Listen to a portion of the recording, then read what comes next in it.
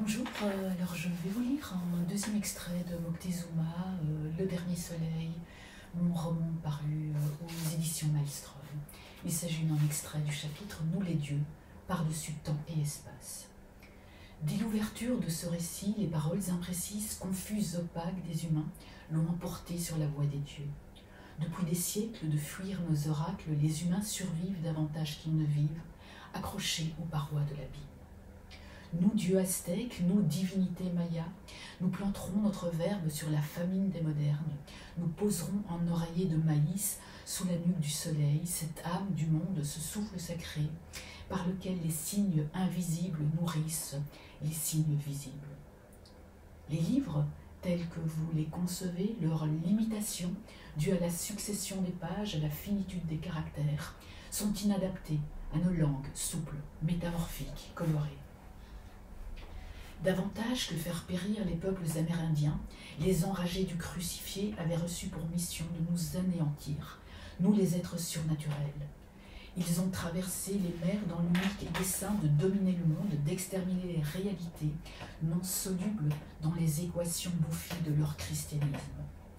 Leur pape a ordonné notre mort, armant les bras de ses ouailles afin de détruire notre présence dans l'esprit des Indiens, dans la beauté des lacs, du ciel, des jaguars, des pierres sacrées.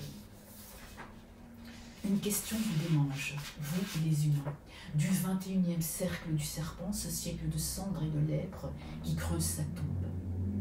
Pourquoi n'avons-nous pas soutenu l'Empire aztèque, sauvé la vie de Moctezuma, pourchassé les Espagnols? Aurions-nous choisi de laisser nos peuples tomber en esclavage, assistant médusés à la destruction des temples, acquiesçant à notre propre mort? Nombreux furent les hommes à nous accuser de les avoir abandonnés aux mains des étrangers. Moins nombreux pourtant furent ceux qui, expliquant notre désertion par le dégoût que nous éprouvions à les voir se vautrer dans le péché, ont passé leurs existences à expier leurs fautes à nos égards. Nous sentons qu'un doute germe en vous. La chute de l'Empire aztèque atteste-t-elle notre impuissance ou témoigne-t-elle de notre vengeance? Serions-nous frappés d'incomplétude, drapés dans une invincibilité qui ne serait que légendaire, mensongère? Quelle est donc notre nature? Sommes-nous tout-puissants, infaillibles et donc coupables, intrinsèquement mauvais? Ou au contraire désarmés et donc innocents, pétris dans la bonté? Des sceptiques ont émis une mortelle hypothèse.